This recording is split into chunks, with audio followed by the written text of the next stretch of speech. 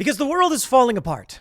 Merriam-Webster expands the definition of female. They've expanded it. Perhaps they've added some important context that will help me better understand the term. What's that? They didn't? They're making it worse. You mean the dictionary is making it harder to understand the word instead of doing what a dictionary is supposed to do and explain what the word means? Oh, I'm not surprised when you live in a postmodern dystopia. Female is now defined partially as having a gender identity that is the opposite of male. Okay, well, hold on. It's not so bad. Perhaps if we understand what male means, we can then come to understand what the opposite of that would be, and then we'll know what female means. Okay, well, I guess they didn't include it, but the definition of male to Merriam-Webster is having a gender identity that is the opposite of female. What? That's like, they might as well say one is the opposite of zero or something. I mean, it's not. The light is the opposite of dark. You're not telling me what light is. Define the word right, the opposite of left. That doesn't actually describe anything to me. The purpose of the dictionary is to help me understand the world. All right. You know, this is what's been happening because we live in a post-truth reality. It's funny that so many journalists actually wrote about post-truth for a long time, as if it was the far right that were spreading misinformation. But it's the institutions doing literally the same thing. Here's the reality, my friends. We do live in a post-truth reality. That's it. Merriam-Webster isn't defining the word. Okay, that you can't define something as the opposite of something and that thing is the opposite of the other thing. That doesn't tell me what it is. Are you left-handed or right-handed? I use my right hand, which is the opposite of my left. What does that mean? Did you ever actually think about the definition of the word right, as in your right hand? There's actually a really simple way to define what it means to be right or left. I mean, I'm talking about like your right hand or your left hand, left-handed, right-handed, your right foot, your left foot. Now think about it for a second. I'm sure many of you actually know how to define it. I decided to look it up because I was like, it's really interesting. I've never actually tried to define a base concept in that way. How would you do it? It's quite simple because the purpose of a definition is to help you understand a concept. So if you went to someone who did not speak English, you could grab their right hand and say, this is your right hand and your left hand. And they would say, as a base concept, these words represent, I get it now, right? Left side, right side. Check this out. Because instead of just saying the right is the opposite of left, Google right here from Oxford says, on, toward, or relating to the side of the human body or of a thing that is to the east when a person is facing north. Oh, that's really interesting. That actually explains it very well. Quote, my right elbow. The word right has a lot of definitions, mind you.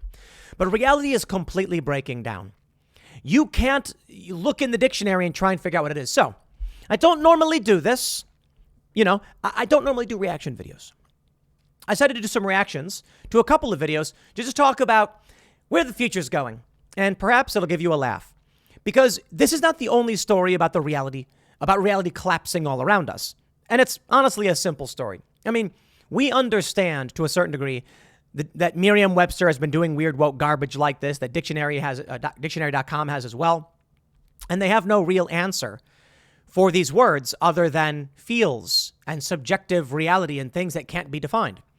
So if you tried explaining to someone what male or female was and they looked it up, you'd be like, this makes no sense. Now, granted, Merriam-Webster does say of relating to or being the sex that typically has the capacity to bear young or produce eggs. In botany, having or producing only pistils or pistillate flowers. Okay, so they've only included a B section that makes no sense. Ladies and gentlemen, I give you the video you've all been waiting for. The breakdown of reality. This is a video from Libs of TikTok that says, this individual identifies as a cat, and she and her fellow cat friends meow at each other to signal various things. I gotta be honest, I refuse to believe this is real. But part of me just says, it's probably real, isn't it? Now, I don't know. And that's the scary thing. This video is so shockingly absurd and hilariously insane. It sounds like someone actually mocking people who think they're cats or have weird ideologies. But it could actually be real. All right. Now, I got to correct Libs of TikTok. I'm pretty sure she identifies as a kitten. Okay, not a cat. As a baby cat. Because these people are weirdly pedo-ish or whatever you want to call it. Let me play for you this video and then talk about the degradation and collapse of society. And we'll react to this because it's funny. Be teaching you guys some ways that my friends and I meow to one another to communicate when words just seem a little too difficult. So when words seem too difficult? Okay, so first off, we have the normal meow that we just use mostly to get each other's attention. Meow. Okay, then we have the dissatisfied meow. Okay, I gotta stop. I already just don't believe it's real. I don't know. You guys believe whatever you want. It gets crazier. Then the angry meow, but we only use this one on rare occasions because overall we're a very happy kitten family. Then the happy or content meow. Meow. I just want to pause real quick. And I want you all to imagine like you're at your friend's house watching movies and, you know, you're watching, I don't know, Iron Man or something. And then he does the thing with the Jericho missiles and the explosions. And then all of a sudden, all the other people in the room go, meow. You'd be like, okay, that's very weird. But it gets crazier. Okay, then one of the most important ones for our kitten family is the I want to go potty meow. Kitten family, your kitten family. Now all of a sudden the adult people who are pretending to be cats are children. It took me a really long time to master this meow because it needs to be really specific in order for my kittens to understand. Your kittens? In order for your kittens to understand? So you're trying to make some kind of meowish grunt to inform them that you have to go to the bathroom. That's what she said. Meow, meow, meow. Okay, there's no way this is real. You see like the way she films it? I'm pretty sure this is someone posting a joke on social media because it gets crazier. Okay, this is the most important meow for me, and it's the I need help wiping meow. No. There's no way. The I need helping meow? Dude, this adult human female does not need someone to help her wipe, okay? Okay, and last but definitely not least is our in heat meow, and we use this when we need a little bit more special kitten attention. Kitten attention? Hold on there a minute. Kittens don't go in heat, dude. You know what I mean. Meow. Meow. Dude, come on. I don't believe that's real. All right? I'll put it this way. I understand the possibility that something like this is real, but I just can't believe it. Now, again, I don't normally do reaction videos like this, but I have to talk about this because I don't know if this video is real, okay? Because, like, it's really weird that she's talking about being a kitten who needs attention, which is, like, weirdly pedo-ish. And, like, I don't know why. Why would she need to holler to someone she needs help wiping? Sorry. But I have seen videos that are like this, that are real, and some of these people are just plumb nuts. And why is this happening? Well, Bill Maher kind of puts it a certain way. We've talked about this story before. Bill Maher said, shockingly, we're literally experimenting on children. Bill Maher challenges transgender craze. He says, if this spike in trans children is all natural, why is it regional? Maher asked. Either Ohio is shaming them or California is creating them. Well, that's it, right? Let's break this down. And then we've got other stuff I want to point to as well and where all this goes. We got this story from the New York Times. Report reveals sharp rise in transgender young people in the U.S. New estimates based on CDC health surveys point to a stark generational shift in the growth of the transgender population of the United States. There's a few arguments here. One, because of trans acceptance, people who are trans feel comfortable speaking out, and now it appears there's an increase when in reality it's just people being honest. It's possible. I don't think that's a fair assessment completely. I'm sure that is true to a certain degree. I wouldn't know how to quantify that. That is to say, there's probably a lot of people who are trans who are scared to speak out. And now that there's a movement supporting them, they do. So maybe that's the case. But that wouldn't explain the regional shift. Now, would it? Or I suppose maybe it could. Maybe Ohio is shaming them. But then you see that there's a big difference in the young people today. And there are social issues that have resulted in detransitioners. Many people who are, I suppose, there are many people who transitioned who felt like they were trans and then later on came to be, well, not trans. They underwent a reverse. They underwent a detransition. That was potentially social contagion. Now, I don't know for sure. I'm not, I can't tell you what each individual, we've interviewed some individuals like Helena Kirshner, who was a detransitioner. That suggests to me that there is a big social component to this, which brings me back to our good friend, the cat lady. If this woman said that she was a guy, and she's clearly not a cat, okay, but she's experiencing some kind of identity dysphoria or some kind of social cultural behavior around being a cat. Now, if she was saying that she was a guy, all of a sudden you would have a big wave of people supporting her, saying she should undergo surgery and do all of these things. If it's social, right? If it actually is social contagion-esque. Now, with this woman who believes she's a cat, what we are seeing is, well, no one's going to tell her to get surgery to identify as a cat properly. No one's going to tell her to get species-affirming care. See?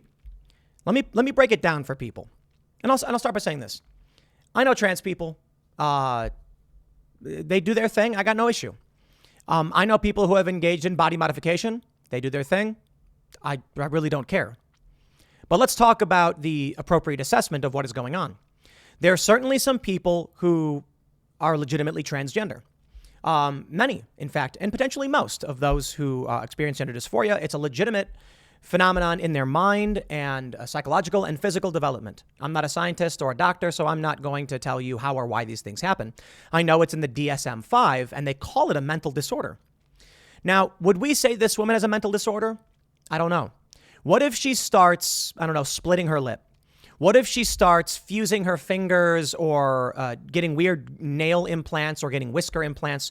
We've seen that happen. Someone like that would be heavily criticized. So one trans identity, when it comes to species, is not acceptable, and one is and requiring affirmation and care. This is an important issue to bring up. If we can recognize that people who believe they're trans species and identify as kittens who need love, which is kind of creepy, well, then we can certainly recognize that not every single person who is transgender is experiencing gender dysphoria, and it may actually be social contagion. I'm not saying everybody. I'm not saying most. I don't know. I'm just saying if you have otherkin who think they're dragons aren't real. If you have people who think they're secretly trapped here from a mythical universe and they're elves, not real. There's no question about it. Someone says, I'm actually a dwarf, wizard, and I'm trapped here. You're going to be like, okay, dude, you're not. Okay, you're a human. That's crazy. And we're not going to give you dwarf affirmation surgery. If someone then says, I'm actually a dolphin, we're not going to give you dolphin affirmation surgery because we know. But let's bring it to the human experience. You could come out and say you're transracial, and you still aren't getting support from people. They say you're not really of that race or cultural background. So transracial people like Rachel Dolezal have been smeared and slammed and attacked for it. She stands by it. But someone who claims to be the opposite gender, well, now it's downright do not disparage them, do not criticize them. You're transphobic, you must date them, and they must get the surgery. Well, okay. Legitimate question. Why that line? Someone who's biologically male, 100%. Functioning organs, everything, secondary sex characteristics. Why do we then say, to prevent harm to yourself or suicide, we will give you gender affirmation surgery and hormones? But we don't do the same thing for body dysmorphia. We actually tell people who are anorexic or bulimic, it's wrong and you need help to correct that. Why don't we affirm the anorexia? Well, because it's bad for you and you could die, right? Okay, I guess. Same thing with bulimia. Same thing with people who eat too much. They have eating disorders, they call it. Why don't we have eating affirmation? Well, we sort of do with the body positivity movement. It's very unhealthy, but we are actually affirming people to be morbidly obese. Well, okay, it's not the same, right? They do get some affirmation, but what about transracial? Taboo. You get my point. Clearly, there is a social contagion element to a lot of this. Now, we know, as Bill Maher pointed out, it is regional, and maybe it's something to do with shame. But let me point to this video right here that I want to play and move on to where I think this is all going. Ah, yes, young woman, let's hear what you have to say. Look, at this point, we don't need to talk about whether or not an unwanted parasite in the womb of a female is considered a baby or not. It's irrelevant. Let's talk about Darwinism, survival of the fittest. I'm not gonna be the one to disprove this theory, right? So if I get knocked up and I don't want it, boom, Darwinism, you're gone. I'm the strongest. Survival. Take that, beach. It's just called tough love. So obviously I haven't seen the full context of what her video is. Maybe she's joking, maybe she's not, I don't know. But to the point made, I will address it. She says the baby in the womb is a parasite, tough love, and it needs, if it gets removed, boom, Darwinism. Lady, the Darwinism ain't about the baby. It's about you. You're not surviving. This is funny. She goes, I'm strongest. I survive. No, you cease to exist because you have removed your offspring from the gene pool. Get it? Survival of the fittest does not mean that a giant 7-foot-tall, super ripped, adamantium Superman who can't have kids survives. It means that those who are strong enough to reproduce survive. So in the question, survival of the fittest, madame, you are not the fittest. You have removed your child, and in 20 years, you won't exist. Okay, 30 or 40 years, because she looks like she's in her 20s. The point is, the strongest survive. That means their children. If you don't have children, your genes die with you. So this is the future. The rise of trans kids and what we've learned from detransitioners means the left is substantially more likely to sterilize or terminate their own children. I know I bring it up quite a bit, but this is the end result. You want to be a cat and whatever and talk about that weird stuff? I suppose so long as you're having kids. This lady's talking about getting rid of them. And with trans surgeries on children, which happens. I don't know what to the earliest age they've done it. I know 13-year-old girls have gotten double mastectomies. So how does this all come to be? Let's bring it all together. Cat lady. If she's real, maybe it's a joke. I don't know. Maybe it's a performance. There are people who do that kind of stuff. You see, back in the day, if you felt like a cat, there was no one for you to talk to. Then the internet came along. And you saw forums on Tumblr and people posted on text, I feel like a cat. And they went, me too. Let's meet up and share that. And they build a community. And now a community of trans speciesism emerges. These people then demand resources, access, and civil rights protections, things we wouldn't have seen before. Well, there you go. I mean, it's similar of the gay community. There were people who have probably felt like cats for a long time, and they've never come out and talked about it because they knew that they would be shunned. But now with the internet, anyone of any persuasion can meet anyone else of the same persuasion and form a community around it, even if it's small. This results in people feeling confident to come out and express themselves, even if they have strange identities. I don't care if you think you're a cat. With or without the internet, if you come out and told me that you thought you were a dragon or a cat or a wizard or whatever, I'd be like, I don't care, man. I don't care. Here's what I say. I don't care if you're walking down the street juggling bananas. Just don't throw the bananas at people and we're fine. If someone thought they were a cat and ran around, I'd say, I don't care. If someone thought they were a cat and ran around and then tried to bite people, I'd be like, lock that person up. They're dangerous. There is a danger in that thought as well, though, because the end result of all of this is some kind of cultural decay and collapse.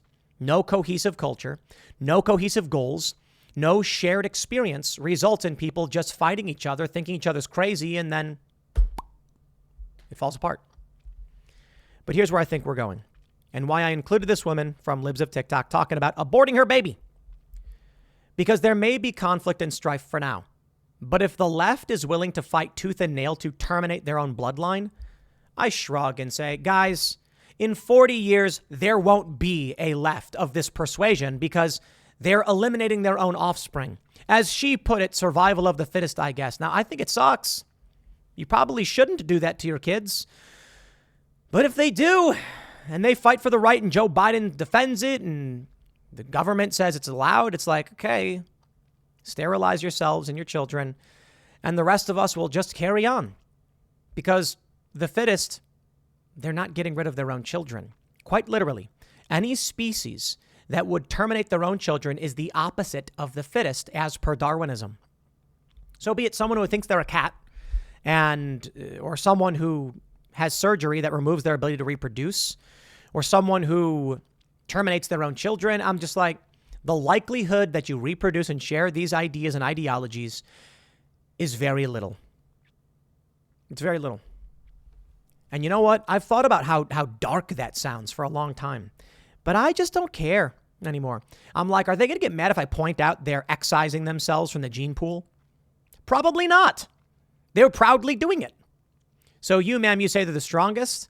You should read what Darwinism means, because the Darwin Award is for people who die in dumb ways. But I have to say, if you think you're the fittest, you deserve a Darwin Award for terminating your own genetic line from the gene pool and then thinking that makes you fit. Everyone else, all these conservatives are going to have kids. The future will be conservative because conservatives have kids and you don't. Quite simply put. I'll leave it there. Next segment's coming up at 4 p.m. over at youtube.com/Timcast. Thanks for hanging out, and I will see you all then.